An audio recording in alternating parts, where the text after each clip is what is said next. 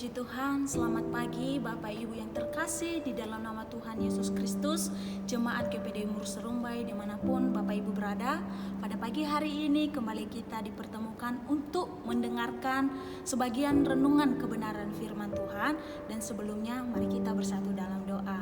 Tuhan Yesus, kami mau mendengarkan kebenaran firman-Mu, berkati semua kami yang mendengar dan yang menyampaikan. Di dalam nama Tuhan Yesus Kristus, berotoritaslah dalam renungan kami. Haleluya, haleluya, amin.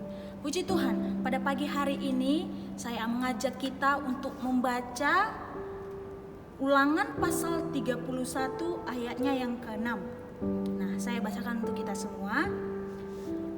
Kuatkan dan teguhkanlah hatimu, janganlah takut dan jangan gemetar karena mereka, sebab Tuhan Allahmu, Dialah yang berjalan menyertai engkau. Ia tidak akan membiarkan engkau dan tidak akan meninggalkan engkau. Puji Tuhan. Judul perikop ini adalah Yosua sebagai pengganti Musa.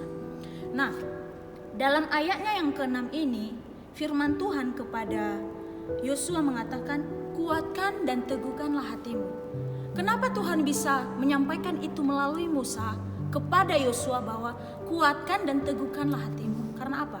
Tuhan melihat manusia, baik Musa maupun Yosua, berpotensi untuk lemah. Nah, kita lihat bagaimana perjalanan Musa menuntun bangsa Israel walaupun tidak sampai ke tanah perjanjian yaitu Kanaan.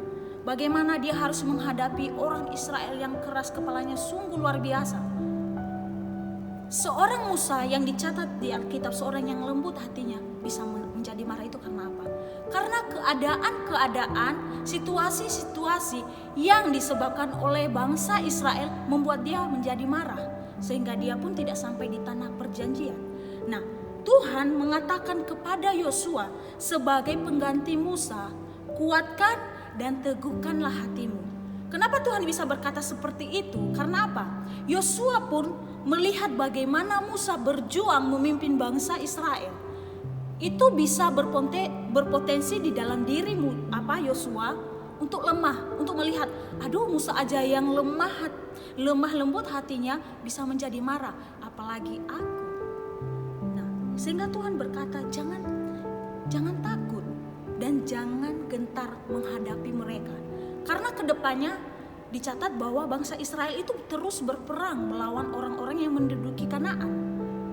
Dan itu bukan orang-orang yang sembarangan, orang-orang lemah, ada orang Amori, orang-orang yang kuat. Tuhan berkata selanjutnya apa? Janganlah takut dan jangan gemetar karena mereka, karena musuh-musuh kalian itu, jangan takut. Nah, sebab Tuhan Allahmu, catat, sebab Tuhan Allahmu, Dialah yang berjalan menyertai engkau. Ia tidak akan membiarkan engkau dan tidak meninggalkan engkau. Wow, firman Tuhan berkata kepada Musa bahwa jangan takut, jangan gemetar. Tuhan Allahmu yang menyertai engkau. Dia tidak akan meninggalkan engkau dan tidak akan membiarkan engkau. Kita lihat bahwa peringatan ini bukan peringatan sih, lebih ke nasihat. Ada di ayatnya yang ke-7 juga, lalu Musa memanggil Yosua dan berkata kepadanya di depan seluruh orang Israel, kuatkan dan teguhkan hatimu, sebab engkau akan masuk bersama-sama dengan bangsa ini ke negeri yang dijanjikan Tuhan dengan sumpah kepada nenek moyang mereka untuk memberikannya kepada mereka, dan engkau akan memimpin mereka sampai mereka memilikinya. Itu yang kedua.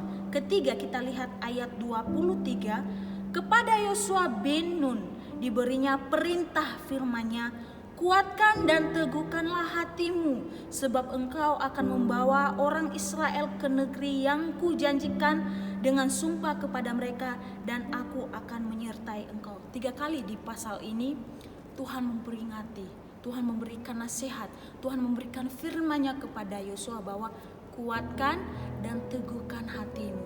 Ini Tuhan yang mengatakan kepada Yosua.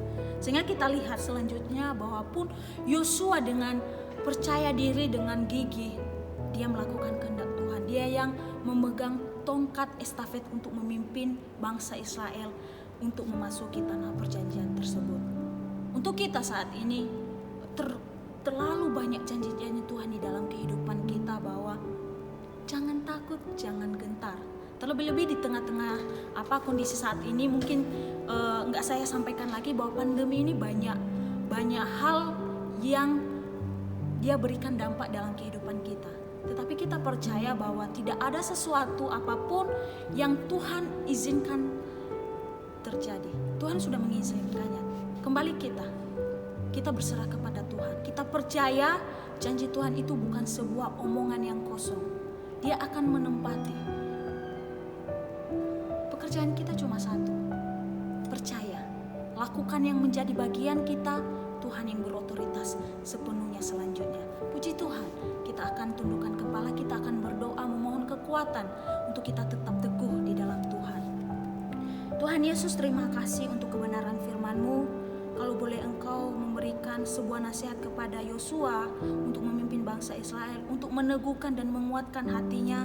Saat ini Tuhan, kami juga memohon kepadamu, kami yang terbatas ini, kuatkan dan teguhkan hati kami di masa-masa ini Tuhan. Biarkan kami senantiasa menyerahkan kehidupan kami kepada Engkau, sehingga kami boleh Tuhan tetap ada di dalam naungan-Mu. Ini kami yang terbatas ini Tuhan, tuntun kami dalam jalan kebenaran-Mu, sehingga kami boleh hidup, berjalan, melangkah, berbuat seturut dengan kehendak-Mu Bapa yang baik. Terima kasih Tuhan Yesus, terpujilah Engkau kekal untuk selama-lamanya. Kami mengucap syukur hanya di dalam nama Tuhan Yesus Kristus. Haleluya. Amin. Puji Tuhan, biarlah kebenaran firman Tuhan pada pagi hari ini memberkati kita semua dimanapun kita berada. Terima kasih, Tuhan Yesus memberkati. Haleluya.